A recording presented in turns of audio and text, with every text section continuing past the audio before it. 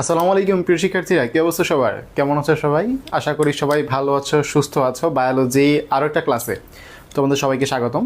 আমাদের আজকে চ্যাপ্টার হচ্ছে উদ্ভিদ শারীরতত্ত্ব। ঠিক আছে, আমাদের আজকের টার্গেট হচ্ছে উদ্ভিদ শারীরতত্ত্বে আমরা খনিজ লবণ পরিশোষণ এবং প্রচ্ছেদন এই দুইটা পার্ট শেষ করব আজকে ইনশাল্লাহ। আজকের ক্লাসটার সিস্টেম কেমন হবে?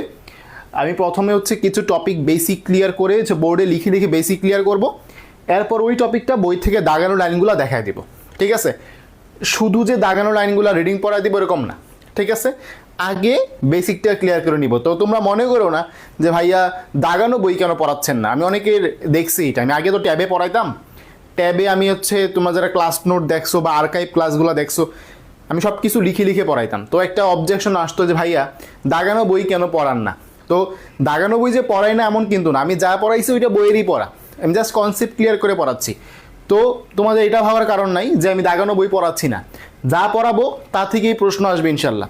প্রথমে লিখে লিখে পড়াবো, এরপর বই থেকে দেখাই দিব ইনশাল্লাহ। ঠিক আছে, ওকে ওকে।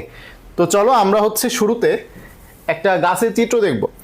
ধরো নর্মাল একটা গাছ, হ্যাঁ, এই গাছটা কেমন আছে, এই গাছটার শরীরের কি অবস্থা, আমার কথাটা বুঝতে পারছো কিনা? এই গাছটা কেমন আছে, এই গাছের শরীরের কি অবস্থা, তুমি কি কি বিষয় দিয়ে আসলে বুঝবা। এই দেখো এখানে মূল আছে, তো মূলগুলা কি করবে, মাটি থেকে, এটা অবশ্যই মাটি বুঝতে পারতেছো, এখানে মাটি, মূল দিয়ে কি করবে, মাটি থেকে সে পানি নিবে প্লাস হচ্ছে খনিজ লবণ নিবে, তাই না, মাটি থেকে। তো সে ঠিক মতো নিতে পারতেছে কিনা এটা তার শারীরিক অবস্থার একটা অংশ। একটা মানুষ যদি খাবার খাইতে না পারে সে অসুস্থ, তো গাছ যদি ঠিক মতো না নিতে পারে সে অসুস্থ, বিষয়টা এরকম। আচ্ছা, এরপর গাছের মধ্যে কি আছে, গাছের মধ্যে পাতা আছে। গাছের মধ্যে কি আছে, পাতা আছে, তাই না, এখানে সবুজ পাতা আমরা দেখাচ্ছি। তো এই সবুজ পাতার মধ্যে কি হয়, উপরে যে সূর্য আছে, সূর্য থেকে আলো আসে, মনে করো এটা হচ্ছে সূর্য। ঠিক আছে, এই সূর্য থেকে এখানে আলো আসে। ঠিক আছে, এবং সূর্য থেকে আলো আসার ফলে এই যে গাছের পাতা, এই পাতার মধ্যে শর্করা তৈরি হয়, তাই না, শর্করা তৈরি হয়। এই প্রসেসের নাম কি? এই প্রসেসের নাম হচ্ছে সালোক সংশ্লেষণ, তাই না, সালোক সংশ্লেষণ। এরপরে সে যে খাবারগুলো তৈরি করলো, এই খাবারগুলো কাজে লাগাবে না, তাই না? এই যে খাবারগুলো তৈরি করলো, খাবারগুলো শরীরে কাজে লাগাইতে হবে না? তো ওই যে বিভিন্ন উদ্ভিদের দেহে কোষ আছে না, উদ্ভিদের তো অবশ্যই কোষ আছে।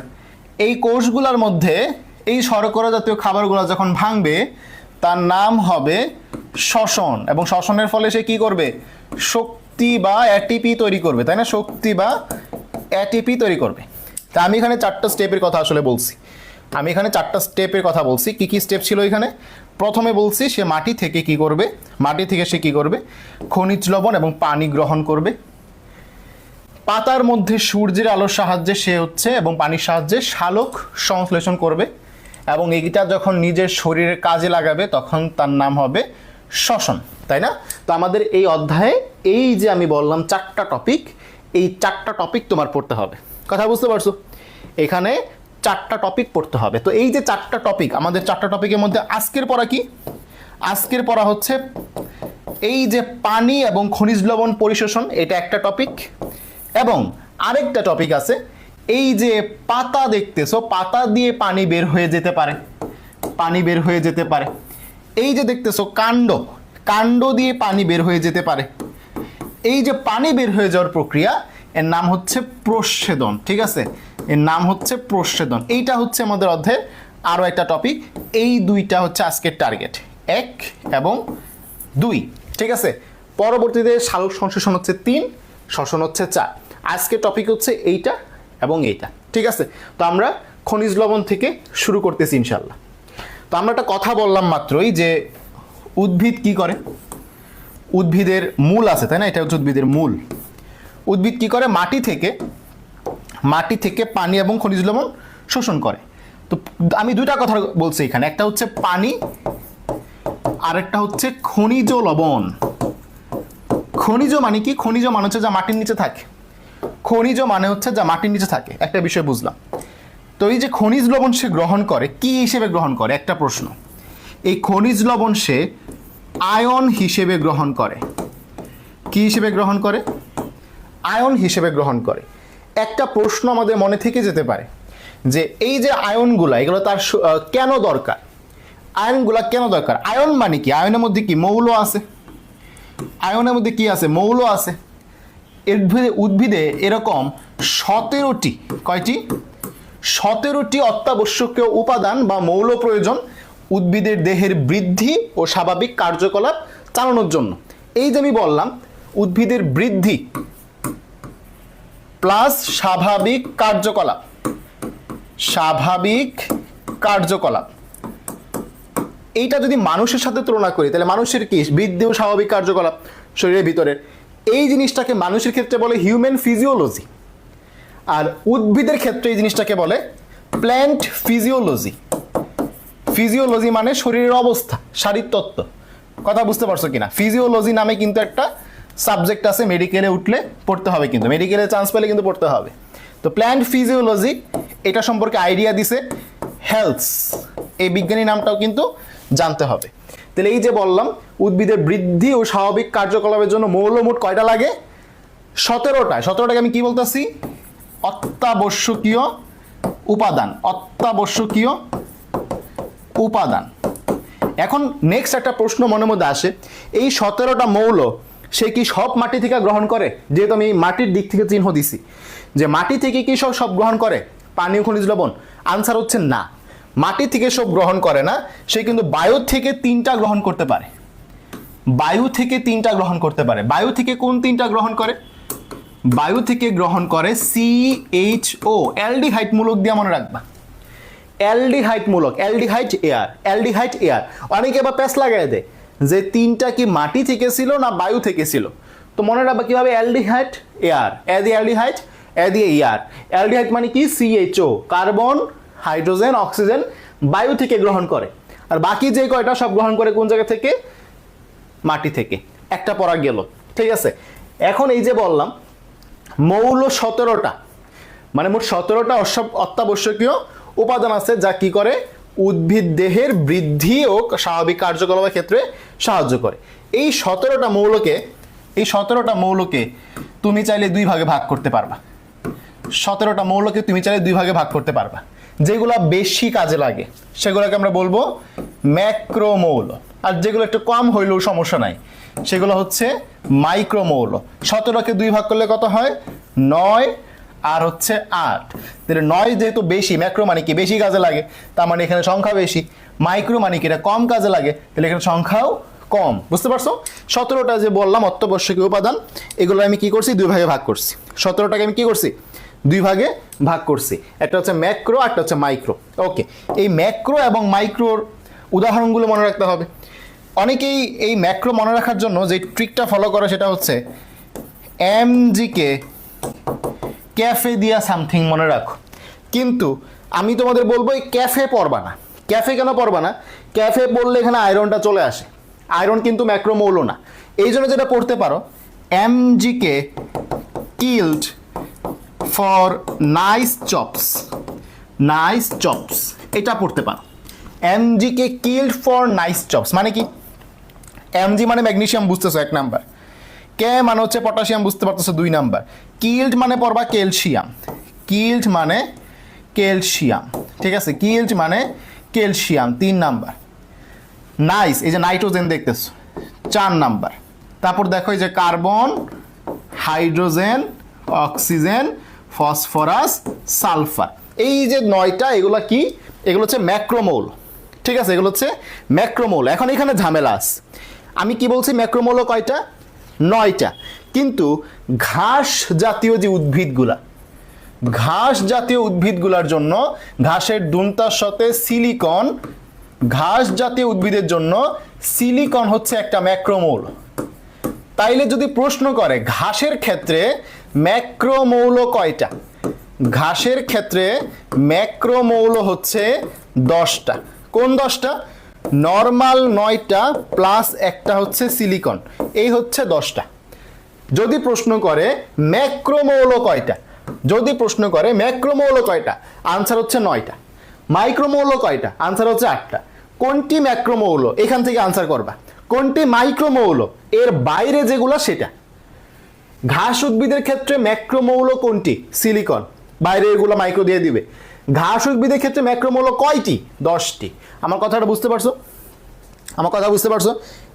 আমরা যে বললাম যে উদ্ভিদ কি করে, এই যে মৌলগুলাকে আয়ন হিসেবে গ্রহণ করে, এই 17টার মধ্যে কয়টা ধনাত্মক আয়ন হিসেবে গ্রহণ করে, আবার কয়টা সে হচ্ছে ঋণাত্মক আয়ন হিসেবে গ্রহণ করে, জানা দরকার আছে কিনা? জেনে রাখলে ভালো, প্রশ্ন চলে আসতে পারে যে পজিটিভ আয়ন হিসেবে গ্রহণ করে কয়টা আর নেগেটিভ আয়ন হিসেবে গ্রহণ করে কয়টা। 17কে 2 ভাগ করো, 10টা হচ্ছে পজিটিভ আর 60টা হচ্ছে নেগেটিভ। তার মানে অ্যানায়ন হিসেবে গ্রহণ করে 10টা, মানে পজিটিভ আয়ন হিসেবে গ্রহণ করে 10টা, আর ক্যাটায়ন হিসেবে 10টা, আর অ্যানায়ন হিসেবে হচ্ছে 60টা। ক্যাটায়ন হিসেবে 10টা, অ্যানায়ন হিসেবে 60টা। বুঝতে পারছো? আরেকটা প্রশ্ন আমাদের মনে থেকে যায় যে আমরা বললাম যে উদ্ভিদের মূল দ্বারা হচ্ছে পানি ও খনিজ লবণ পরিশোষণ হয়। তাহলে এইটা যদি একটা উদ্ভিদের মূল হয়, মনে করো আমি লম্বা করে একটা উদ্ভিদের মূল দেখাইলাম, হ্যাঁ এটা একটা উদ্ভিদের মূল মনে কর। আমি বলতেছি একটা কথা যে এখান থেকে উদ্ভিদের কি কি শোষণ হচ্ছে? পানি ও খনিজ লবণ শোষণ হচ্ছে, রাইট? আমি কি বললাম? পানি ও খনিজ লবণ শোষণ হচ্ছে। তো এখানে মোট 2টা অঞ্চল তোমাকে একটু ফোকাস করতে হবে। এই যে সামনে আমি যে জায়গাটা বোল করতেছি, এটা হচ্ছে একটা মূলের সবার সামনের দিকের অংশ, ঠিক আছে? সবার সামনের দিকে অংশ, তার মানে এইটার আমি নাম কি দিব? অগ্রভাগের নবগঠিত অঞ্চল। অগ্রভাগ যেহেতু, তাহলে এটার নাম আমি দিব অগ্রভাগের নবগঠিত অঞ্চল। এটা কি? এই জিনিসটা কি? জিনিসটা হচ্ছে একটা উদ্ভিদের মূল, একটা উদ্ভিদের মূল, তাই না? এটা হচ্ছে অগ্রভাগের নবগঠিত অঞ্চল। আর এইখানে তোমার হালকা, আমাদের শরীরে যেমন লোম, আমাদের শরীরে যেমন লোম, উদ্ভিদের শরীরে আছে রোম। আমাদের শরীরে যেমন লোম, উদ্ভিদের শরীরে আছে রোম। রোম জিনিসটা কি? লোমের মতো। রোম জিনিসটা কি? লোমের মতো, কিন্তু ছোট, ঠিক আছে? এই রোমটাকে কি বলে? মূলরোম, ঠিক আছে? যেহেতু মূলের মধ্যে আছে, এর নাম হবে মূলরোম। তো আমরা বললাম খনিজ লবণগুলা এবং পানিগুলা এই মূল দ্বারা পরিশোষিত হচ্ছে। কোন জায়গা দিয়ে খনিজ লবণ যাবে আর কোন জায়গা দিয়ে পানি যাবে? দেখো এই জায়গাটা দেখেই বড় বড় লাগতেছে, তার মানে এখান দিয়ে আয়ন যাওয়া সহজ হবে, তাই না? এখান দিয়ে কি আয়ন যাওয়া সহজ হবে। তাহলে মাথায় রাখবা অগ্রভাগের নবগঠিত অঞ্চল দিয়ে আয়নগুলা বা লবণ বলো, আয়ন বা লবণ যাই বলো, পরিশোষিত হয়। আর এই যে মূল রোমের যে অংশগুলো দেখতেছো, এগুলা দিয়া পানি পরিশোষিত হয়। এই প্রশ্নটা আসে, এই প্রশ্নটা লাগবে, এটা তোমার জানতে হবে, ঠিক আছে? মূল রোম দিয়ে পানি পরিশোষিত হয় আর মূলের অগ্রভাগ দিয়ে লবণ বা আয়ন পরিশোষিত হয়, ঠিক আছে?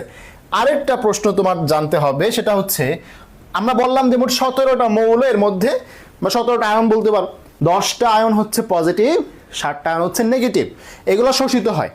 তো ধীরে এবং দ্রুত শোষিত হওয়ার কিছু বিষয় আছে, যে কিছু আয়ন আছে শোষিত হইতে সময় বেশি লাগে, কিছু আয়ন আছে শোষিত হইতে সময় কম লাগে।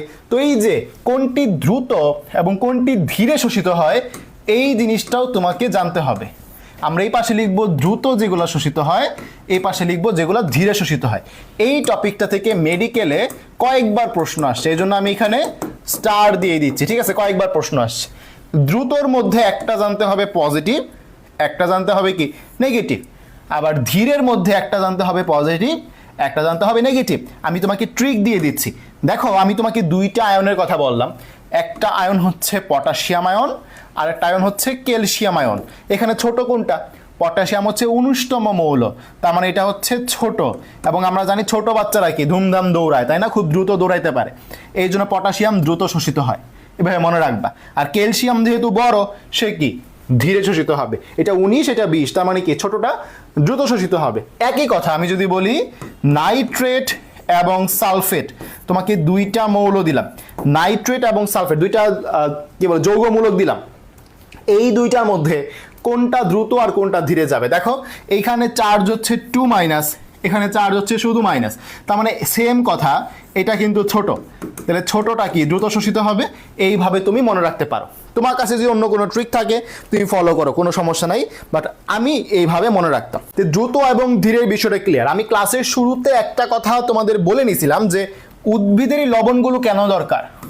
লবণগুলো কেন দরকার, একটা উত্তরও দিছিলাম যে এর বৃদ্ধি ও স্বাভাবিক কার্যকলাপের জন্য, রাইট? কি উত্তর দিছিলাম? যে বৃদ্ধি ও স্বাভাবিক কার্যকলাপ। তো ওই যে স্বাভাবিক কার্যকলাপ, এইখানে আমি একটু ফোকাস করতেছি। হ্যাঁ, স্বাভাবিক কার্যকলাপ, এই স্বাভাবিক কার্যকলাপ আসলে কি? একটা উদ্ভিদকে তুমি কি দিয়ে চিনবা? একটা উদ্ভিদকে তুমি কি দিয়ে চিনবা? বৃক্ষ তোমার নাম কি, ফলেই পরিচয়, তাই না? বৃক্ষ তোমার নাম কি, ফলেই পরিচয়। তার মানে একটা উদ্ভিদ ফল দিবে, ফুল দিবে, এটা হচ্ছে তার স্বাভাবিক কার্যকলাপ, রাইট? তো ফল ফুল দেওয়ার ক্ষেত্রে প্রসেসগুলো আসলে আমরা দুইটা কথা বলতে পারি। এক নম্বর হচ্ছে সে খাদ্য দেয়, তার মানে হচ্ছে সালোক সংশ্লেষণ, তাই না? সালোক সংশ্লেষণ তার স্বাভাবিক প্রসেস। এরপরে সে ফুল এবং ফল দেয়, ফুল এবং ফল দেয়, এটাও তার একটা স্বাভাবিক কার্যকলাপ। মানে আমি তার স্বাভাবিক কার্যকলাপকে দুইটা ভাগে ভাগ করছি, একটা হচ্ছে সালোক সংশ্লেষণ আর একটা হচ্ছে ফুল এবং ফল দেয়া। ঠিক আছে, এই যে সালোক সংশ্লেষণের জন্য যেই আয়নটা লাগে তার নাম হচ্ছে ম্যাগনেসিয়াম। তাহলে বলো লবণগুলো কেন দরকার, বুঝতে পারছো? যদি ম্যাগনেসিয়াম সে গ্রহণ না করে, ম্যাগনেসিয়াম কিন্তু একটা মাইক্রোমৌল, ম্যাগনেসিয়াম কিন্তু একটা মাইক্রোমৌল, এমজিকে প্রথম যেটা পড়ছি আমরা, ম্যাগনেসিয়াম একটা মাইক্রোমৌল। তার মানে সে যদি এটা গ্রহণ না করে, তার কি এই যে সালোক সংশ্লেষণের জন্য যে ক্লোরোফিলগুলো, এগুলো কিন্তু গঠিত হবে না। তো যদি প্রশ্ন করে সালোক সংশ্লেষণের ক্ষেত্রে কোন মৌলটা দরকার, ম্যাগনেসিয়াম তো আনসার হবে। কেন দরকার? ক্লোরোফিল গঠন করে। ঠিক আছে, ক্লোরোফিল গঠন করে, ক্লোরোফিলের জন্য এই ম্যাগনেসিয়ামটা দরকার। ক্লোরোফিলের জন্য কি দরকার? ম্যাগনেসিয়ামটা দরকার। ওকে ওকে, যদি কেউ ভুলে যাও যে ক্লোরোফিলের জন্য ম্যাগনেসিয়াম দরকার, কেমনে মনে রাখবো? ক্লোরোফিলের কালার কি? ক্লোরোফিলের কালার হচ্ছে গ্রিন, ম্যাগনেসিয়ামের জি দিয়া মনে রাখবা গ্রিন। ঠিক আছে, ওকে। আমরা আরেকটা বেসিক তার স্বাভাবিক কার্যকলাপের কথা বলছিলাম, ফুল এবং ফল দেয়। কি দেয়? ফুল এবং ফল দেয়। তো যদি ফুল এবং ফল ঝরে যায়, এটা উদ্ভিদের একটা সমস্যা। তো ফসফরাস কি করে? ফুল ও ফল ঝরে পড়া রোধ করে, ফুল ও ফল ঝরে পড়া রোধ করে। ঠিক আছে, ঝরে পড়া রোধ করে। তার মানে যদি ফসফরাসের যদি অভাব হয়, তাহলে ফুল ও ফল ঝরে পড়বে। ফসফরাসের অভাব হইলে কি হবে? ফুল এবং ফল ঝরে পড়বে। বুঝতে পারছো? তো ফসফরাসের সাথে ফুল ফলের একটা খুবই বেসিক সম্পর্ক আছে। কিভাবে? ফতে ফুল, ফতে ফল, ফতে ফুল, ফতে হচ্ছে ফল, রাইট? এবং ফতে হচ্ছে কি? ফসফরাস। আমার কথাটা বুঝতে পারছো কিনা? ফতে ফুল, ফতে হচ্ছে ফল, এবং ফতে হচ্ছে ফসফরাস। কথা ক্লিয়ার? কথা বুঝতে পারছো কিনা জানো? এই চিকটা মনে রাখতে পারবা কিনা? ক্লিয়ার সবাই? এই যে বললাম ম্যাগনেসিয়াম এবং ফসফরাস, এই দুইটা থেকে প্রশ্ন আসে। ওকে ওকে, এখন আমরা পড়ব উপকারী মৌল। ভাইয়া একটু আগে আমরা পড়ছি ম্যাক্রো এবং মাইক্রো মৌল, ম্যাক্রো এবং মাইক্রো মৌল, এদের সাথে উপকারী মৌলের পার্থক্যটা কোন জায়গায়? উপকারী মৌলের পার্থক্যটা কোন জায়গায়? আমি একটু পার্থক্যটা তোমাকে বুঝাই। ম্যাক্রো এবং মাইক্রো হচ্ছে ভাত এবং তুমি ধরতে পারো তরকারি বা যে কোনো তোমার সাথে খাবার, ভাত এবং খাবার তোমার জন্য। আর উপকারী মৌল হচ্ছে, তুমি বলতে পারো উপকারী মৌল হচ্ছে আমি বলতে পারি পোলাও মাংস, পোলাও এবং মাংস। আমার কথাটা বুঝো কিন্তু, ভাত এবং বেসিক যে খাবারগুলা, এইগুলা ছাড়া তুমি কিন্তু বাঁচতে পারবা না। এইগুলা তোমার জন্য অত্যাবশ্যকীয়, এগুলা ছাড়া তোমার স্বাভাবিক কাজকর্ম চলবে না। কিন্তু উপকারী মৌল তোমার জন্য অত্যাবশ্যকীয় না। এটা হইলে ভালো, না হইলে সমস্যা নেই। তাহলে এই বিষয়টা কি? এটা হচ্ছে থাকলে ভালো, না থাকলে যে সমস্যা এমন না। বাট ম্যাক্রো মাইক্রো অত্যাবশ্যকীয়, না থাকলে তোমার কি ফুল ফল ঝরে যাবে, সালোক সংশ্লেষণ হবে না, এই ঝামেলাগুলো তৈরি হবে। আমার কথাই বুঝতে পারছো? উপকারী মৌল আর ম্যাক্রো মাইক্রো পার্থক্য আশা করি বুঝতে পারছো। ওকে, উপকারী মৌল কয়টা পড়তে হবে? উপকারী মৌল পড়তে হবে মোট 4টা। 1 2 3 4, যার মধ্যে একটা আমরা অলরেডি পড়ে ফেলছি, ঘাস উদ্ভিদের ক্ষেত্রে যেটা ম্যাক্রো মৌল সেটাই উপকারী মৌল। ঘাস উদ্ভিদের ক্ষেত্রে যেটা ম্যাক্রোমৌল সেটাই হচ্ছে উপকারী মৌল। পরে একটা কমে গেল, নাম হচ্ছে সিলিকন। ঠিক আছে, সিলিকন হচ্ছে ঘাস উদ্ভিদের ক্ষেত্রে উপকারী মৌল এবং ম্যাক্রোমৌল একই সাথে। ঠিক আছে, এরপর আমরা C4 উদ্ভিদ নিয়ে পড়াশোনা করব। C4 উদ্ভিদটা আসলে কি এটা সালোক সংশ্লেষণে গিয়ে বুঝবা, আপাতত বোঝার দরকার নেই। C4, এই 4টা খেয়াল করো, ABCD, ইংলিশ অ্যালফাবেটে 4 নাম্বার অক্ষর হচ্ছে ডি। তাহলে C4 যখন তোমার মাথায় আসবে তখন মাথায় আসবে ডি, তখন মাথায় কি আসবে? ডি। ডি দিয়ে কোন মৌল আসে? ডি দিয়ে কোন মৌল মাথায় আসে? Sodium, right? সোডিয়াম। C4 উদ্ভিদ, 4 মানে ABCD, 4 নম্বর অক্ষর ডি। ডি দিয়ে কোন মৌল মাথায় আসে? সোডিয়াম। কোন মৌল মাথায় আসে? সোডিয়াম। হ্যাঁ, ম্যাগনেসিয়াম ম্যাক্রোমৌল, ম্যাগনেসিয়াম ম্যাক্রোমৌল। এই যে দেখাইছিলাম তো ম্যাক্রোমৌল, তোমার দেখাইছিলাম। ও আচ্ছা, এখানে এখানে ম্যাক্রো হবে। ঠিক আছে, সো হ্যাঁ, ম্যাগনেসিয়াম হচ্ছে ম্যাক্রোমৌল। এই যে সবচেয়ে গুরুত্বপূর্ণর মধ্যে ম্যাক্রোর মধ্যে ম্যাগনেসিয়াম সবার আগে। ওকে, আচ্ছা, ওকে, C4 গেল। C4 ক্লিয়ার, মনে থাকবে ইনশাল্লাহ। এরপর হচ্ছে সামুদ্রিক শৈবাল। তোমরা সবাই জানো সামুদ্রিক লবণ উৎপন্নকারী যে গ্রুপ নাম্বার 17, হ্যালোজেন, এখানে আছে আয়োডিন। ঠিক আছে, সামুদ্রিক শৈবালের ক্ষেত্রে উপকারী মৌল হবে আয়োডিন। ঠিক আছে, খুবই ইজি, এটা মনে থাকে কিন্তু, তাই না? মনে থাকবে। আরেকটা হচ্ছে নাইট্রোজেন ফিক্সিং লিগিউমের জন্য, যেই সকল লিগিউম শিম জাতীয় উদ্ভিদ আছে না, শিম জাতীয় উদ্ভিদের মূলে থেকে বায়ু থেকে নাইট্রোজেনগুলো কালেক্ট করে। আমরা জানি বায়ুতে 78 ভাগ নাইট্রোজেন, তবুও আমরা মাটিতে ইউরিয়া সার দিই। মাটিতে কি দিই? ইউরিয়া সার দিই। ইউরিয়া সারে কত পার্সেন্ট নাইট্রোজেন? 46% নাইট্রোজেন, তাই না? 46% নাইট্রোজেন। তাহলে দেখো বাতাসে অলরেডি 78 ভাগ নাইট্রোজেন আছে, তবুও আমরা টাকা খরচ কইরা মাটিতে 46% নাইট্রোজেন সমৃদ্ধ ইউরিয়া দিচ্ছি। কারণটা কি?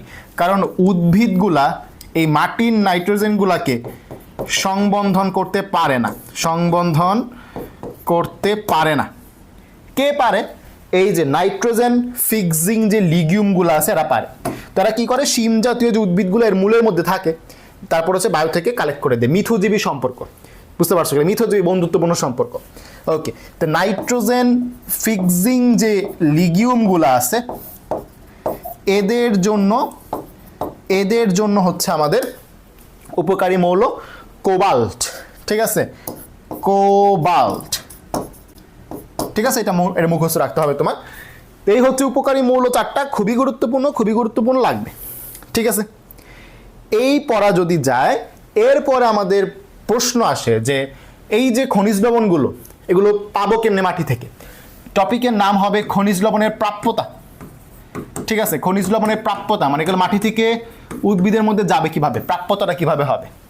তো এই জন্য 2টা মতবাদ আছে, একটা হচ্ছে আমাদের কার্বন ডাইঅক্সাইড মতবাদ। ঠিক আছে, আরেকটা আছে হচ্ছে আমাদের, তোমরা জানো, তোমরা কলয়েড পড়ছো কিনা?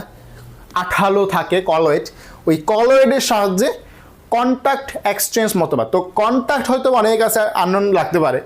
আমি যদি সহজ একটা উদাহরণ দিই, তোমাদের মোবাইল ফোন আছে না, মোবাইল ফোনে যে কল দেওয়ার অপশনে গেলে দেখবা কন্টাক্ট একটা অপশন আছে, এখানে সকল তোমার কি থাকে, সকল হচ্ছে ফোন নাম্বার সেভ করা থাকে।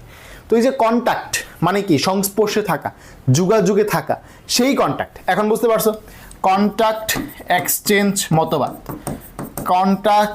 এক্সচেঞ্জ মতবাদ। এবং এখানে কলয়েড যেগুলো আছে, কলয়েড সাহায্য করবে। কিভাবে সাহায্য করবে আমি দেখাচ্ছি, সমস্যা নেই। বুঝতে পারছো?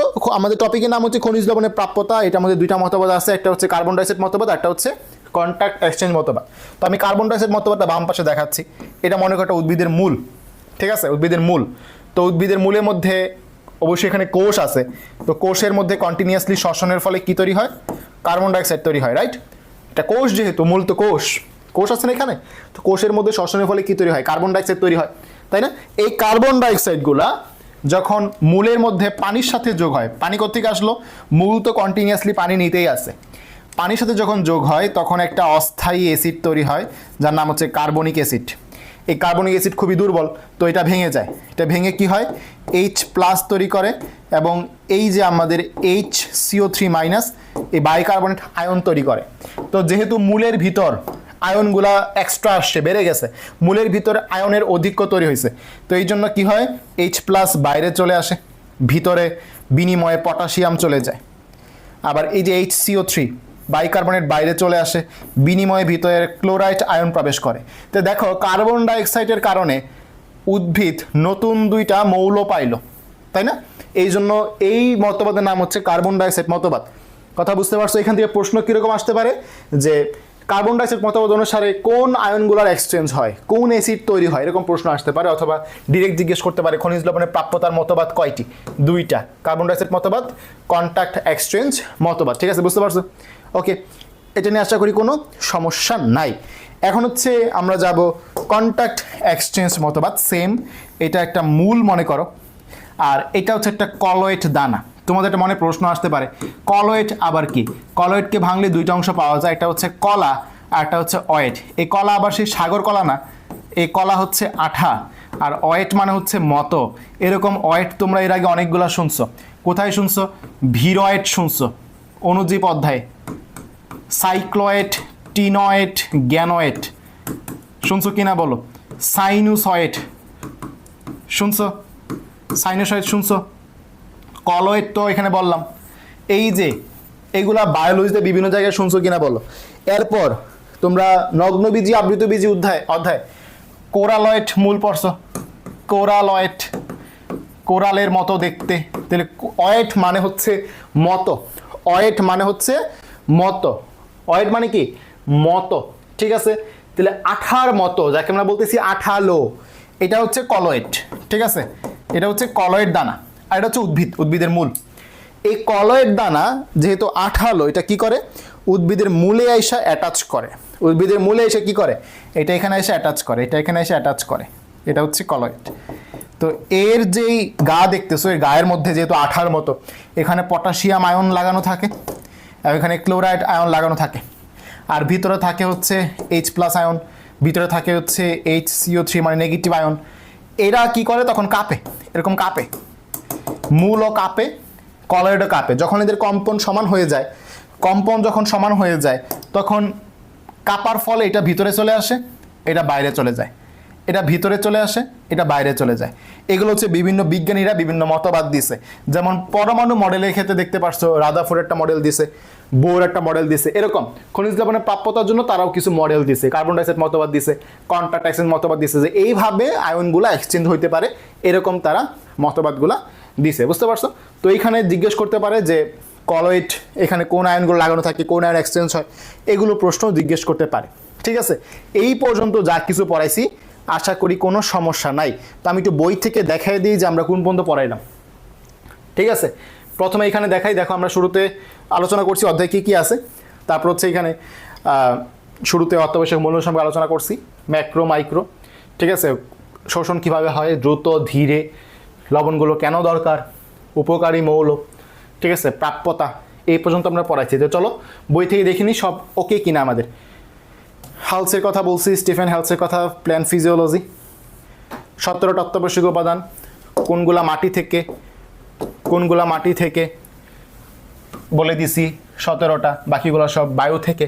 ঠিক আছে, এরপর হচ্ছে মূল রোম দিয়ে সব পানি, আর অল্প হচ্ছে কি লবণ, বেশিরভাগ কিন্তু পানি, রাইট। এবং লবণগুলা কোন জায়গাতে শোষিত হয়? মূলের অগ্রভাগের কোষ বিভাজন অঞ্চল থেকে। এগুলো সব পড়াইছি। আর নিমজ্জিত যে উদ্ভিদগুলো আছে, যেগুলো পানিতে নিমজ্জিত থাকে, তাদের সারা দেহই কি লবণ এবং পানি শোষণে অংশগ্রহণ করতে পারে। ঠিক আছে, তো ক্যাটায়ন অ্যানোনের কথা বলছি, কে ধীরে কে দ্রুত। দেখো দ্রুত গতিতে ধীরে গতিতে এখানে কিন্তু আছে। ম্যাগনেসিয়াম ক্লোরোফিল অণু গঠনের জন্য দরকারি। তারপর হচ্ছে ফসফরাস কী করে? পাতা, ফল, ফুল এগুলো ঝরে পড়া রোধ করে। ম্যাক্রোমৌল 9টা, মাইক্রোমৌল 8টা। এর মধ্যে উপকারী মৌল, দেখো উপকারী মৌল এই নামগুলো এখানে আছে, তো আমি এগুলো তোমাদের দেখাই দিছি। খনিজ লবণের প্রাপ্যতার ক্ষেত্রে আয়ন এক্সচেঞ্জের জন্য দুটি মতবাদ আছে, একটা হচ্ছে কার্বন ডাইঅক্সাইড মতবাদ, এটা তোমাদের বুঝাই দিছি, আর এটা হচ্ছে কন্ট্যাক্ট এক্সচেঞ্জ মতবাদ। ঠিক আছে, এখানে আমাদের কি থাকে, এখানে হচ্ছে কলয়েড থাকে। এই দেখো কম্পনের ফলে জায়গাটা চেঞ্জ হয়। আমি কলয়েডের জায়গাটুকু দেখাই দিই, কলের জায়গাটুকু বইয়ে জাস্ট দাগ দিয়ে রাখবা। ওকে, এই যে কলয়েডাল দানা, এটা বইয়ে দাগ দিয়ে রাখবা। তাহলে আমাদের এই পর্যন্ত পড়া ডান। ঠিক আছে, তো আমরা এখন হচ্ছে এই পরিশোষণ প্রক্রিয়ার মধ্যে যাব, সক্রিয় পরিশোষণ এবং নিষ্ক্রিয় পরিশোষণ, এই টপিকটার মধ্যে যাব। তো খেয়াল করো, আমরা একটা ছোট্ট সিনারিও ক্রিয়েট করব, যে সক্রিয় এবং নিষ্ক্রিয় বোঝার জন্য ছোট্ট একটা সিনারিও ক্রিয়েট করব। কীরকম সিনারিও? ধরো একটা ঘরে যখন বাবা মা এবং ছেলে মেয়ে বসে খায়, তখন কিন্তু বাবা মা নিজেরাই নিজেরটা খাবার খায় নেয়, কিন্তু বাচ্চা কিন্তু খাইতে চায় না, রাইট? বাচ্চাদের জোর করে গিলাইতে হয়, গল্প শোনাইতে হয়, পাম্পট্টি দিতে হয়, এরপর হচ্ছে সে খায়। এবং গ্রোথের কথা যদি বলি, বাবা মার কিন্তু বয়স হয়ে গেছে, খুব বেশি গ্রোথ কিন্তু আর হওয়ার নাই। যা গ্রোথ এখন কার হবে? গ্রোথ হবে বাচ্চা কাচ্চা, রাইট? তো এই সিনারিওর কথাটা মাথায় রেখে আমরা হচ্ছে এই যে খনিজ লবণ পরিশোষণের যেই খনিজ লবণ পরিশোষণ, সক্রিয় এবং নিষ্ক্রিয় প্রসেসটার এই দুইটা সিনারিওর কথা মাথায় রেখে পড়ে ফেলতে পারবো। কীরকম? নিষ্ক্রিয়র কথা যদি বলি, নিষ্ক্রিয়টা হচ্ছে বাবা অথবা মা। কেন? তারা নিজেরটা নিজে খায়। আর সক্রিয় হচ্ছে বাচ্চাদের ক্ষেত্রে। কেন? তাদের জোর করে খাওয়াইতে হয়, রাইট? তাহলে 1 নাম্বার পয়েন্ট যদি বলি, নিষ্ক্রিয় আর সক্রিয়ের মধ্যে 1 নাম্বার পয়েন্ট যদি বলি, দেখো বাবা নিজেরটা নিজে খায় ফেলতেছে, তার মানে এখানে কোনো শক্তি লাগতেছে না, মানে এক্সট্রা কোনো জোর প্রয়োগ করতে হচ্ছে না, শক্তি লাগে না। কিন্তু বাচ্চা কাচ্চা নিজে খায় না, তাকে জোর করে খাওয়াইতে হয়, তার মানে শক্তি প্রয়োগ করতে হয়, শক্তি লাগে। বুঝতে পারছো কথাটা? এরপর দেখো বাবার জন্য কিন্তু কোনো বাহক লাগে না, সে কিন্তু নিজেরটা নিজেই খাইতে পারে, তাই না? নিজেরটা নিজেই খাইতে পারে। বাট বাচ্চার জন্য বাহক দরকার, মা খাওয়াই দেয়, আপনারা বাবা খাওয়াই দেয়, অথবা দাদি খাওয়াই দেয়, অথবা নানি খাওয়াই দেয়, তার মানে বাহক লাগে, বাহক লাগে, রাইট? এরপর যদি বলি, দেখো নিষ্ক্রিয়টার মধ্যে বিপাকীয় পরিবর্তন কিন্তু নাই। কেন নাই? কারণ শক্তি লাগে না। যদি বাবা দিয়ে মনে রাখতে চাই, তাহলে বাবা কিন্তু তেমন বড় হচ্ছে না, যা বয়স যা গঠন তাই, বিপাকীয় পরিবর্তন নাই। বাট বাচ্চা কিন্তু অল্প খাইলেই অনেক গ্রোথ হয়, তাই না? তাহলে বিপাকীয় পরিবর্তন নাই, বাট এখানে কিন্তু বিপাকীয় পরিবর্তন আছে। আমার কথাগুলো বুঝতে পারতেছো কিনা? বিপাকীয় পরিবর্তন আছে। শক্তি বলতে এখানে অ্যাটিপিকে বুঝাইছি, যেমন অ্যাটিপি লাগে, অ্যাটিপি লাগে না, বাহক লাগে, বাহক লাগে না, বিপাকীয় পরিবর্তন হয় আর হয় না। বুঝতে পারছো? এই 3টা হচ্ছে মেইন পয়েন্ট। এটা বুঝলে পড়াশোনা তোমার জন্য সহজ হবে, সামনের মতবাদগুলা তুমি সহজে বুঝবা। এই জিনিসটা বুঝলে, আমি যে পার্থক্যগুলো তোমাকে দেখাইছি, এই পার্থক্য তুমি যদি বুঝো, তাহলে মতবাদগুলা তোমার জন্য মনে রাখা একদম পানির মতো সহজ হবে। কিভাবে আমি দেখাচ্ছি, ঠিক আছে? কিভাবে আমি দেখাচ্ছি, এটা একটা ছক করে ফেলো। হ্যাঁ, যারা যারা লিখছো এটা ছক করে ফেলো, সুন্দর করে ছক করে ফেলো। ওকে, আমি একটু সাজায় দিচ্ছি, তোমরা আরো সুন্দর করে করতে পারবা, সমস্যা নেই। ওকে, বইয়ের মধ্যে কিন্তু ছকটা আছে, বই থেকেও দেখতে পারবা পরবর্তীতে। ওকে, তাহলে আমরা হচ্ছে এখন এদের নামগুলোর মধ্যে যাচ্ছি। আমি কি বলছি? বাহক লাগে না নিষ্ক্রিয়র মধ্যে, বাহক লাগে সক্রিয়র মধ্যে, রাইট? বাহকের কথাটা অবশ্যই মাথায় রাখবা। শক্তি লাগে সক্রিয়র মধ্যে, শক্তি লাগে না নিষ্ক্রিয়র মধ্যে, এই কথাগুলো অবশ্যই মনে রাখবা, তাইলে উদাহরণ তোমার জন্য পানির মতো সহজ হয়ে যাবে। তাহলে আমরা হচ্ছে এখন পরিশোষণের ক্ষেত্রে সক্রিয় এবং নিষ্ক্রিয়র ক্ষেত্রে উদাহরণগুলো দেখব। ঠিক আছে? সক্রিয় পরিশোষণ, পরিশোষণ প্রক্রিয়া।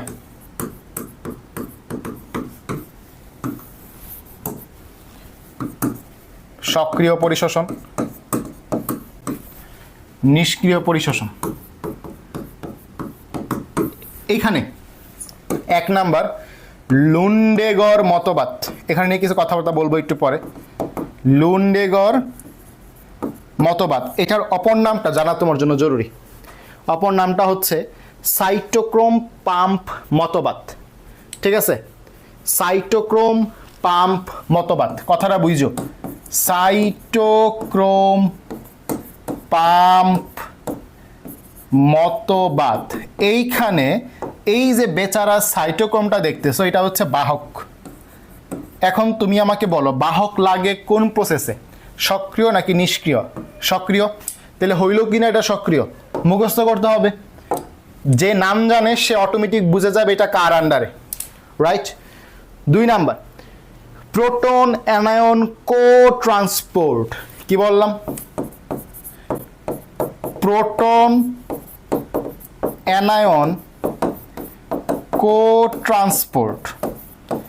এইখানেও একটা ব্যাপার আছে, এই ব্যাপারটার জন্য আমি তোমাকে বইয়ে নিয়ে যাব, ঠিক আছে? এখানে একটা ব্যাপার আছে, মানে নাম দেখে তুমি বুঝতে পারবে এটা সক্রিয় নাকি নিষ্ক্রিয়।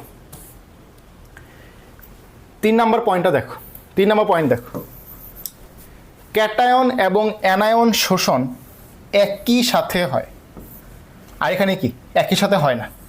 তাহলে যেই প্রসেসে ক্যাটায়ন এবং অ্যানায়ন একসাথে পরিশোষণ হবে সেটা আসলে কি? সক্রিয়। আমরা যে মাত্র যে প্রসেসটা লিখলাম এর নাম কি? প্রোটন অ্যানায়ন কো ট্রান্সপোর্ট। প্রোটন মানে কি? পজিটিভ, মানে ক্যাটায়ন, আর অ্যানায়ন মানে তো অ্যানায়ন বুঝতেছই। কো মানে কি? একসাথে। কো মানে হচ্ছে একসাথে। তাহলে বলো যেটার মধ্যে ক্যাটায়ন এবং অ্যানায়ন একসাথে পরিশোষণ হয় সেটা কি সক্রিয় নাকি নিষ্ক্রিয়? সক্রিয় নাকি নিষ্ক্রিয়? অবশ্যই সক্রিয়, একটু আমরা পার্থক্য দেখলাম। ওকে, 3 নাম্বার দেখো, লেসিথিন বাহক ধারণা। লেসিথিন বাহক ধারণা। আচ্ছা, যেখানে বাহক আছে সেটা কি? যার বাহক আছে সেটা কি সক্রিয় নাকি নিষ্ক্রিয়? বাহক থাকলে সক্রিয় নাকি নিষ্ক্রিয়? অবশ্যই সক্রিয়।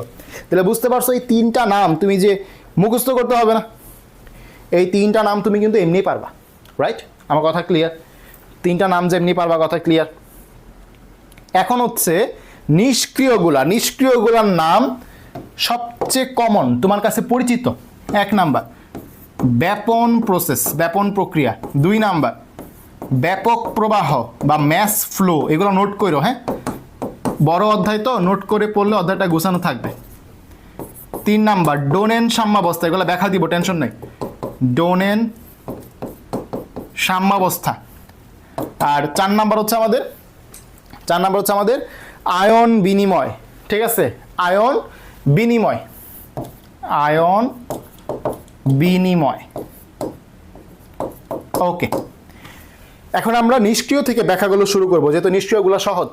নিষ্ক্রিয় 4টা আগে বলবো, ঠিক আছে? প্রথম কথা, ব্যাপনের ইংলিশ জেনে রাখবা, এটা তোমাদের শ্বাসক্রিয়া ও শ্বসন অধ্যায়ও বলছি। 1 নাম্বার ব্যাপন বা ডিফিউশন। অসমোসিস কিন্তু ব্যাপন না, অসমোসিস মানে অভিস্রবণ, মাথায় রাখবা। তো ব্যাপন মানে বক, ব্যাপন মানে বক। বক মানে কি? বেশি থেকে কম, বেশি থেকে কম। কেমন বিষয়টা? এটা একটা উদ্ভিদের মূল যদি হয়, মনে করো উদ্ভিদের ভিতরে পটাশিয়াম আয়ন কম, উদ্ভিদের বাইরে পটাশিয়াম আয়ন বেশি, তাহলে ব্যাপন প্রক্রিয়ায় পটাশিয়াম আয়ন ভিতরে চলে যাবে। এই ক্ষেত্রে না লাগতেছে কোনো বাহক, না লাগতেছে কোনো শক্তি, নো বাহক নো শক্তি, সে অটোমেটিক্যালি ব্যাপন প্রসেসের ফলে গেছে। তার মানে এটা নিষ্ক্রিয়। তার মানে এটা কি? এটা হচ্ছে নিষ্ক্রিয়। কথা ক্লিয়ার? আমার কথা ক্লিয়ার? এরপর আয়ন বিনিময়, এরপর হচ্ছে আয়ন বিনিময় 2 নাম্বার, অথবা ব্যাপক প্রবাহ হয়ে পড়ো, সমস্যা নেই। ব্যাপক প্রবাহ বা ম্যাস ফ্লো। ম্যাস ফ্লো বিষয়টা আসলে কেমন? দেখবা কোনো পার্কে যখন বাবা যায়, ছোট বাচ্চা 1 বছর বা 2 বছর কোলে কইরা বা দৌড়ায় সাথে চলে যায়, তার কোনো টিকিট লাগে না। বাবা যখন পার্কে টিকিট কেটে ঢুকে, সন্তানে কিন্তু কোনো কি লাগে না, টিকিট লাগে না। এই বিষয়টা এরকম। ব্যাপক প্রবাহ আসলে কিসের ব্যাপক প্রবাহ? পানির ব্যাপক প্রবাহ। তো একটা মূলে যদি প্রচুর পানি ঢুকে, মানে ব্যাপক পানি ঢুকতেছে, নর্মালের থেকে অনেক বেশি পানি ঢুকতেছে, পানির সাথে সাথে, ওয়াটারের সাথে সাথে বিভিন্ন আয়ন তখন কি করে? ঢুকে পড়ে, ঠিক আছে? পানির সাথে সাথে কি আয়নগুলোও ঢুকে পড়ে, এটা হচ্ছে ব্যাপক প্রবাহ। পানির সাথে সাথে ওরাও কি ফ্রিতে মাংনা ঢুকে পড়ে, কোনো শক্তি লাগে না, কোনো বাহক লাগে না। কথা বুঝতে পারছো? ওকে, 3 নাম্বার আমরা পড়বো হচ্ছে আয়ন বিনিময়। এক্সচেঞ্জ।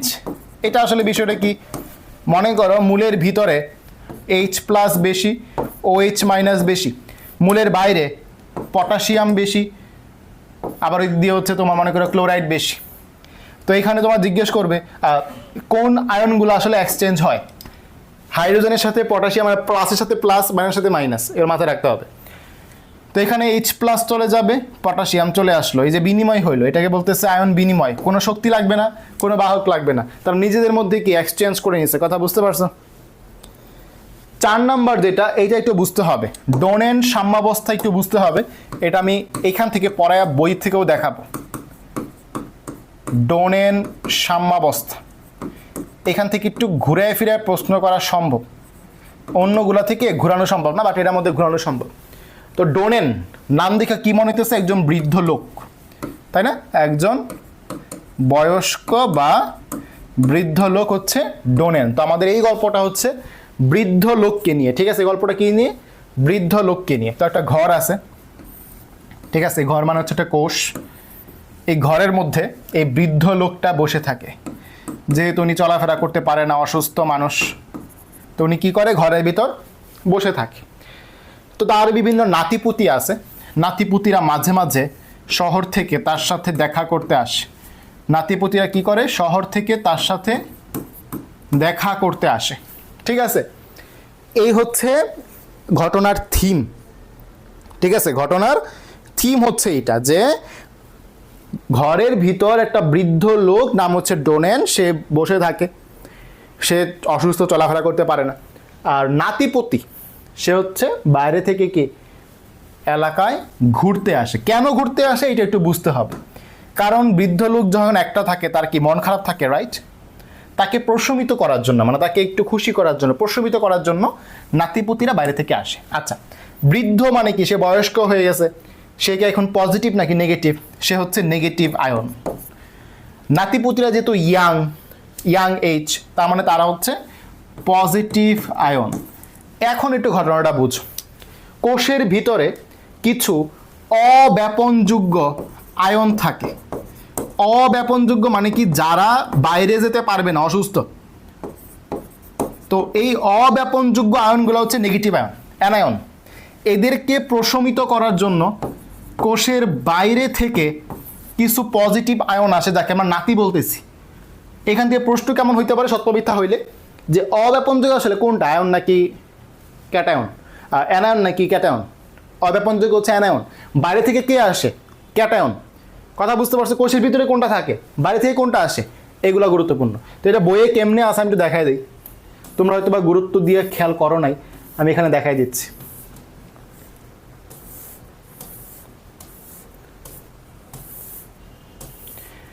তিন নম্বর পয়েন্টটা খেয়াল করো, ডোনেন সাম্যাবস্থা। কোষ ঝিল্লির ভিতরে অব্যাপনযোগ্য কিছু স্থির ঋণাত্মক চার্জ থাকে। তাহলে অব্যাপনযোগ্যগুলো কি? ঋণাত্মক। সত্য মিথ্যা প্রশ্ন হইতে পারে। একে নিরপেক্ষ বা প্রশমিত করার জন্য বাইরে থেকে কিছু ধনাত্মক চার্জ বিশিষ্ট ক্যাটায়ন কোষ ঝিল্লির ভিতরে, যাকে আমরা নাতিপুতি বলতেছি। এর ফলে এই কোষটাকে একটা সাম্যাবস্থায় পৌঁছায়। বুঝতে পারছো? এবং এটা বিজ্ঞানীর ডোনেনের নাম অনুসারে ডোনেন সাম্যাবস্থা নামকরণ করা হয়েছে। কথা বুঝতে পারছো বাচ্চারা? এ পর্যন্ত ক্লিয়ার? এই পর্যন্ত ক্লিয়ার হইলে আমরা এখন দেখব সক্রিয় পরিশোষণের যে মতবাদগুলো আছে সেগুলো। তো নিষ্ক্রিয় মোটামুটি ডান, নিষ্ক্রিয়র ক্ষেত্রে এগুলো পড়লেই কিন্তু ডান। সক্রিয় ক্ষেত্রে আসলে কি কি পড়তে হবে? সক্রিয় ক্ষেত্রে 3টা, রাইট? এবং সক্রিয়র ক্ষেত্রে মাথায় রাখতে হবে, সক্রিয় পরিশোষণের ক্ষেত্রে মাথায় রাখতে হবে এখানে বাহক লাগবে এবং এখানে শক্তি বা এটিপি লাগবে। তার মানে সক্রিয় পরিশোষণে প্রত্যেকটার মধ্যে বাহককে, এটা তোমার মুখস্থ রাখতেই হবে। আমাদের লুন্ডেগরের মধ্যে বাহককে, প্রোটন অ্যানায়ন কো ট্রান্সপোর্টের মধ্যে বাহককে, লেসিথিন বাহকের মধ্যে নামের মধ্যে আছে লেসিথিন একটা বাহক। তো বাহকগুলো মনে রাখতে হবে। তো 1 নাম্বার লুন্ডেগর মতবাদ। লুন্ডেগর মতবাদের মধ্যে অনেক কিছু পড়া যাবে। 40 মিনিটের ক্লাস শুধুমাত্র লুন্ডেগর বোঝানোর জন্য নিতে পারবো, বাট কোনো দরকার নাই, যা আসবে শুধু তাই দেখাচ্ছি। লুন্ডেগর মতবাদে বাহককে সাইটোক্রোম, সাইটোক্রোম কয় ধরনের? 4 ধরনের, A, B, C, D। এই 4 ধরনের সাইটোক্রোমের মধ্যে কয়টা এখানে বাহক হিসেবে কাজ করে? 3টা, এ, বি আর সি। ঠিক আছে, বুঝতে পারছো? আর একটা প্রশ্ন আসতে পারে এখান থেকে, তোমার এখন এটা মানে বোঝা লাগবে না, জাস্ট মনে রাখবা যে লুন্ডেগর মতবাদের ক্ষেত্রে ডিহাইড্রোজিনেস নামে একটা বিক্রিয়া হয়। ডিহাইড্রোজিনেস নামে একটা বিক্রিয়া হয়। এটা কোথায় হয়? কোষঝিল্লির ভিতরের তলে, বাইরের তলে হয় না, কোষঝিল্লির ভিতরের তলে এই বিক্রিয়াটা হয়। ঠিক আছে, তোমার চিত্রমিতে বোঝা দরকার নাই, এটা বুঝলেই হবে। আরেকটা প্রশ্ন এখান থেকে জিজ্ঞেস করতে পারে যে লুন্ডেগরের মতবাদে ইলেকট্রনের, আচ্ছা এটা না জানলেও হবে, সমস্যা নেই, এই দুইটা জানলেই হবে। ওই ইলেকট্রনের কথাবার্তা আমরা পরবর্তীতে আমরা আবার পাবো। ঠিক আছে, ষষ্ঠনে গিয়ে পাবো, সমস্যা নেই। আচ্ছা, তাহলে এই যে লুন্ডেগর বললাম, এই তথ্যগুলা জেনে রাখবা। ঠিক আছে, ওকে। 2 নম্বরে পড়বো আমরা লেসিথিন বাহক। লেসিথিন বাহক ধারণা। তো লেসিথিন একটা কি? ফসফোলিপিড। তোমরা জানো কি না? কোষ রসায়ন অধ্যায় পড়ার সময় দেখবা ফসফোলিপিডের কাজের মধ্যে লেখা আছে ফসফোলিপিডগুলা আয়ন বাহক হিসেবে কাজ করে, রাইট? আয়ন বাহক হিসেবে কাজ করে। এটা কার কাজ? এটা হচ্ছে ফসফোলিপিডের মধ্যে পাবা, ফসফোলিপিডের মধ্যে পাবা। কথা বুঝতে পারছো? এই লেসিথিনকে ভাঙলে 2টা অংশ পাওয়া যায়। একটা হচ্ছে কোলিন, মানে লেসিথিনকে ভাঙলে, ব্রেকডাউন করলে 2টা অংশ পাওয়া যায়। একটা হচ্ছে কোলিন আর একটা হচ্ছে ফসফোটাইডিক অ্যাসিড। লাগবে কিন্তু, এগুলো গুরুত্বপূর্ণ পড়া। ফসফোটাইডিক অ্যাসিড, লেসিথিনকে ভাঙলে 2টা অংশ পাওয়া যায়, একটা হচ্ছে কোলিন আর একটা কি? ফসফোটাইডিক অ্যাসিড। ফসফো, ফসফো কি? পি দিয়া না? ফসফো, ফসফো পি দিয়া না? পি দিয়া পজিটিভ, তার মানে ফসফোটাইডিক যেটা দেখতেছো সে পজিটিভ আয়ন পরিবহন করে। আর এই যে কোলিন যেটা দেখতেছো সে নেগেটিভ আয়ন পরিবহন করে। ঠিক আছে, তো লেসিথিন হচ্ছে একটা বাহক। কে কোন আয়ন পরিবহন করে বলে দিছি। লেসিথিন কি? লেসিথিন হচ্ছে একটা ফসফোলিপিড। ঠিক আছে না, প্রবক্তাদের নাম তেমন গুরুত্বপূর্ণ না। লেসিথিন যেমন ফসফোলিপিড, এরকম আর কি কি ফসফোলিপিড আছে? মোট 3টার নাম মনে রাখতে হয়। Lecithin, cephalin, lecithin, cephalin, plasmalogen. Lecithin, cephalin, plasmalogen. ঠিক আছে, কোষ রসায়ন থেকে এই প্রশ্নটা টানা 2 বছর আসছিল, 2020 এবং 2021, টানা 2 বছর আসছিল। ঠিক আছে, ওকে। এরপর আমরা যাব প্রোটন অ্যানায়ন কো ট্রান্সপোর্টের মধ্যে। প্রোটন অ্যানায়ন কো ট্রান্সপোর্ট আমাদের খনিজ লবণে পড়া কিন্তু প্রায় শেষের দিকে। ঠিক আছে, প্রোটন অ্যানায়ন কো ট্রান্সপোর্ট। তো এখানে কয়েকটা টার্ম তোমাকে বুঝতে হবে। টার্ম বুঝলে টপিক বুঝবা, নাইলে কিন্তু বুঝবা না।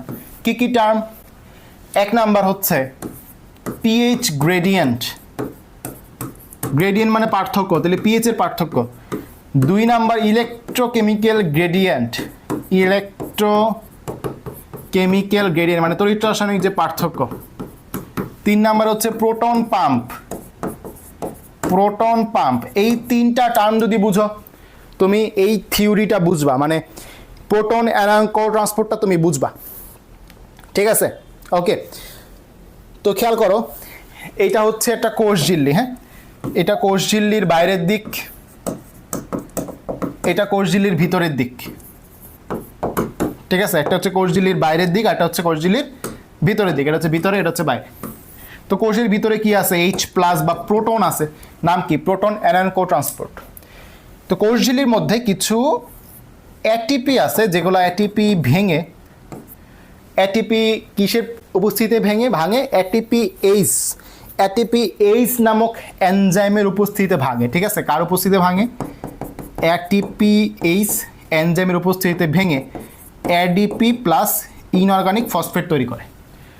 এই শক্তিটার ফলে, এই যে একটা শক্তি তৈরি হলো না, অ্যাটিপি ভাঙলো, শক্তি তৈরি হলে শক্তির ফলে প্রোটনটা বাইরের দিকে চলে যায়, প্রোটনটা বাইরের দিকে পাম্প হয়ে যায়। এটাকে আমরা বলতেছি প্রোটন পাম্প। তো দেখো, কোষের ভিতর থেকে প্রোটন বাইরে চলে গেছে। তো আমরা জানি প্রোটন মানে হচ্ছে অ্যাসিড, অ্যাসিডিক। তাহলে এখন বাইরের পরিবেশটা কিন্তু অ্যাসিডিক, বেশি অ্যাসিডিক, তাই না? ভিতরের পরিবেশটা কিন্তু কম অ্যাসিডিক, রাইট? মানে H+ চলে যাওয়ার পরে, প্রোটন চলে যাওয়ার পরে বাইরের পরিবেশটা বেশি অ্যাসিডিক, ভিতরের পরিবেশ কম অ্যাসিডিক। এই যে পিএইচের একটা পার্থক্য তৈরি হইলো, এখানে পিএইচ কম কারণ অ্যাসিডিক অবস্থা, ওইখানে পিএইচ বেশি কারণ অ্যাসিডিক কম অবস্থা। পিএইচ বেশি কেন? কম অ্যাসিড, কম অ্যাসিড মানে পিএইচ বেশি, বেশি অ্যাসিড মানে পিএইচ কম, রাইট? যত বেশি অ্যাসিড পিএইচ তত কম। এই যে পিএইচ এর একটা পার্থক্য তৈরি হইলো, পিএইচ এর একটা পার্থক্য তৈরি হইলো, এটাকে বলা হয় পিএইচ গ্রেডিয়েন্ট। এটাকে কি বলা হয়? PH gradient. বুঝতে পারছো? এইখানে যে কাহিনীটা হয়, প্রোটন যেহেতু বাইরে চলে গেছে, এইখানে একই সাথে একটা পজিটিভ আয়নের ঘাটতি তৈরি হয়েছে। এই পজিটিভ আয়নের ঘাটতি পূরণের জন্য একটা পটাশিয়াম আয়ন ভিতরের দিকে চলে যায়, কিন্তু এখনও ঘাটতি পূরণ হয় নাই। কেন হয় নাই? কারণ অ্যাসিডিক অবস্থা এখনও চেঞ্জ হয় নাই, বাইরে এখনও বেশি অ্যাসিডিক। তো আলটিমেটলি বাধ্য হয়ে এই প্রোটন ভিতরে চলে আসে। যেহেতু এখানে আচ্ছা, ইলেকট্রোকেমিক্যাল গ্রেডিয়েন্ট মানে কি? সেম, মানে দেখো কেমিক্যাল মানে কি পিএইচ, ইলেকট্রো মানে কি এই যে প্রোটন, আয়ন, ইলেকট্রো মানে তড়িৎ রাসায়নিক যে পার্থক্য। বুঝতে পারছো কি? এটা আমি বলতেছি electrochemical gradient. Ultimately pH gradient, electrochemical gradient, এই দুইটার কারণে প্রোটনগুলো ফেরত আসতে বাধ্য হচ্ছে। প্রোটন একা আসে না, সে বিয়ে করে বউ নিয়ে ফেরত আসে। কি বললাম কথাটা? প্রোটন একা আসে না, সে বিয়ে করে বউ নিয়ে ফেরত আসে। মানে সে প্লাস ছিল, এখন সাথে একটা মাইনাস নিয়ে আসে। কথাটা বুঝতে পারছো কিনা? এই প্লাস আসার জন্য কিন্তু শক্তি লাগতেছে, বাট মাইনাসের জন্য কোনো শক্তি লাগতেছে না। বউ কিন্তু এমনি এমনি ঘরে ঢুকা যায়, রাইট? এই যে প্রোটন এবং অ্যানায়ন একসাথে ঢুকলো, এটাকে আমরা বলতেছি প্রোটন অ্যানায়ন কো ট্রান্সপোর্ট। এটা কেন হয়? পিএইচ গ্রেডিয়েন্ট এবং ইলেকট্রোকেমিক্যাল গ্রেডিয়েন্টের কারণে। এই পুরো মডেলটার মধ্যে দেখবা কম বেশির একটা ব্যাপার আছে। এখানে H+ কম, এখানে H+ বেশি, তাহলে বেশি থেকে কমের দিকে যাচ্ছে, একটা অসমোসিস গন্ধ পাওয়া যায়, তাই না? এবং এটা কিসের অসমোসিস? কেমিক্যাল বা রাসায়নিক, যেগুলা রাসায়নিক আয়নগুলোর অসমোসিস। তাই এই পুরো মডেলটা ভিত্তি হচ্ছে কেমি অসমোসিস মডেল। কেমি অসমোসিস মডেল, এই কেমি অসমোসিস মডেলটা আসলে কে দিছে? পিটার মিচেল, এই নামটা লাগবে। পিটার মিচেলের কেমি অসমোসিস মডেলের উপর ভিত্তি করে এই মতবাদটা দেওয়া হয়েছে। কেমি অসমোসিস মানে বুঝছো? কেমিক্যালের অসমোসিস, পানির অসমোসিস না, কেমিক্যালের অসমোসিস, কেমি অসমোসিস মডেল। কথা ক্লিয়ার বাচ্চারা? আমি কি এই পর্যন্ত তোমাদের সব ক্লিয়ারলি বুঝাইতে পারছি? সব কিছু কি ক্লিয়ারলি বুঝাইতে পারতেছি? একটু জানাও, একটু জানাও এই পর্যন্ত যা কিছু পড়াইছি সব ক্লিয়ার কিনা। ক্লিয়ার হইলে আমরা এখন একটু বই থেকে দেখে আসবো আমরা সব কিছু পড়তে পারছি কিনা। সবাই একটু দেখো, এই যে মতবাদগুলো আশা করি অল ক্লিয়ার। হ্যাঁ, তোমরা এখন পারবা। আমি একটু দেখায় দিই, বই থেকে একটু পড়ায় দিই। সক্রিয় পরিশোষণ মতবাদের ক্ষেত্রে ঘনত্ব আণুতির বিপরীতে শক্তি প্রয়োগ করে বিপাকীয় শক্তির প্রয়োজন পড়ে, শক্তি প্রয়োগ করে আসলে সেগুলো গ্রহণ করে, রাইট?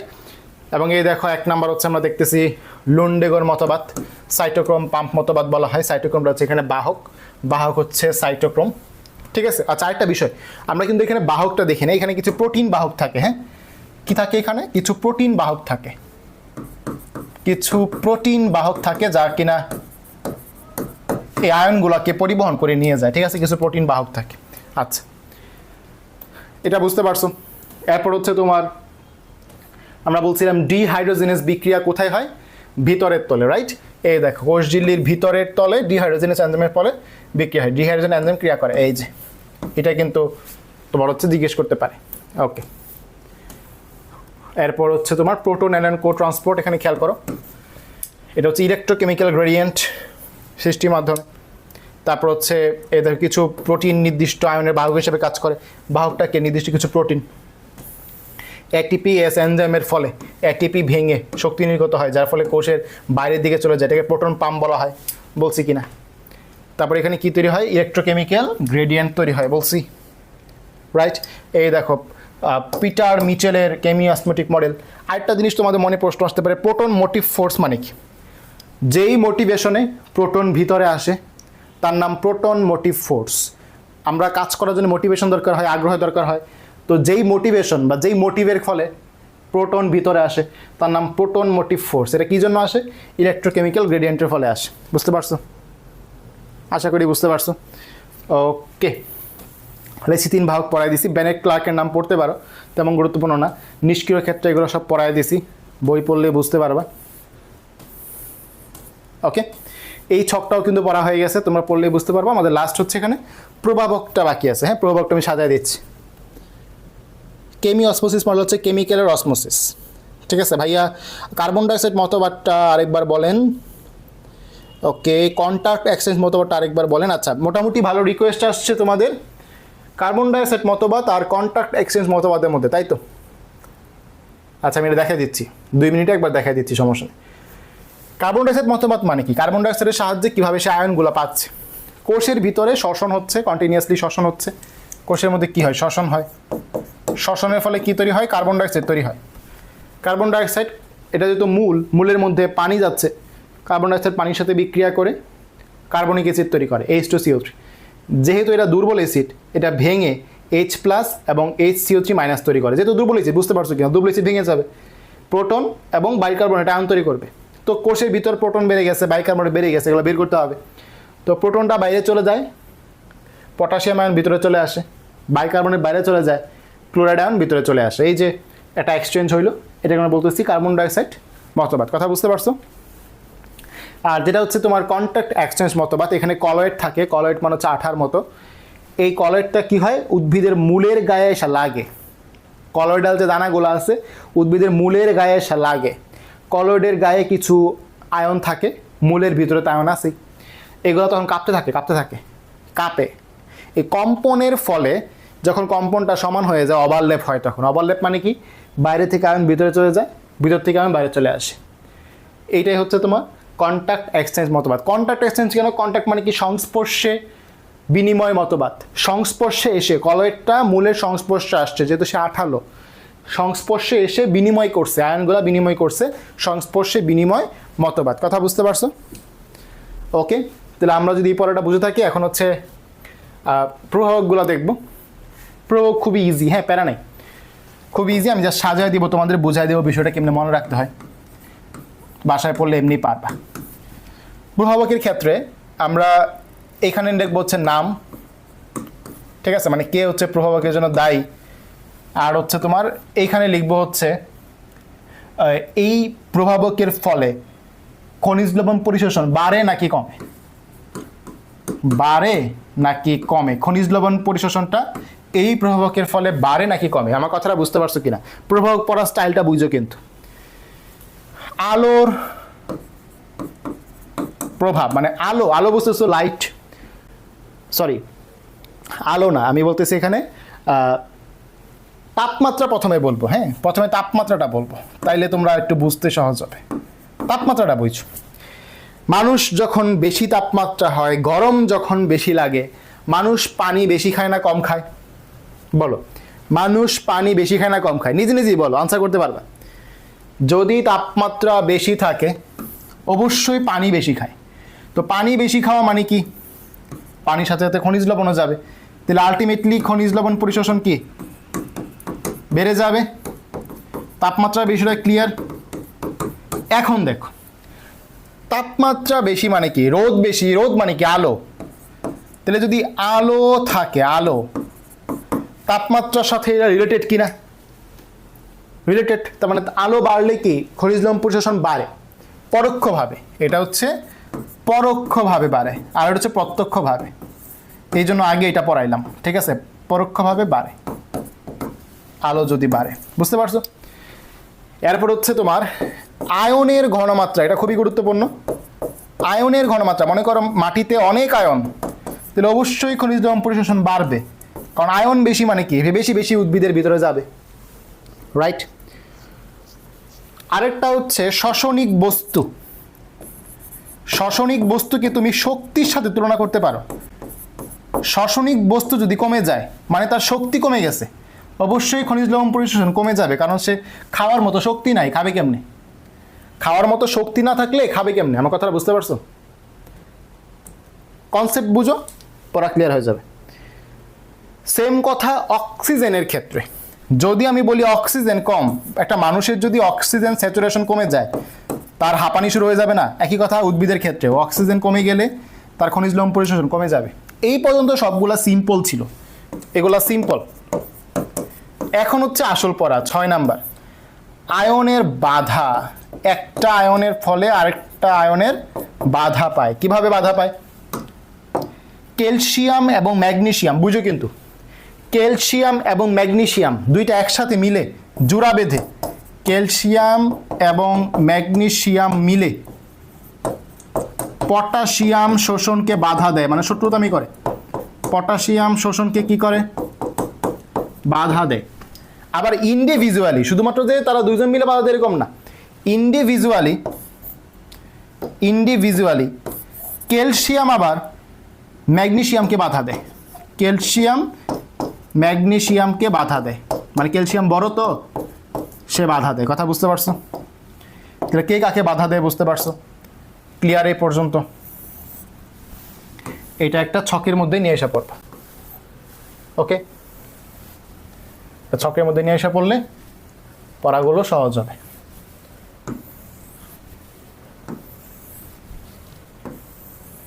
ওকে, ঠিক আছে।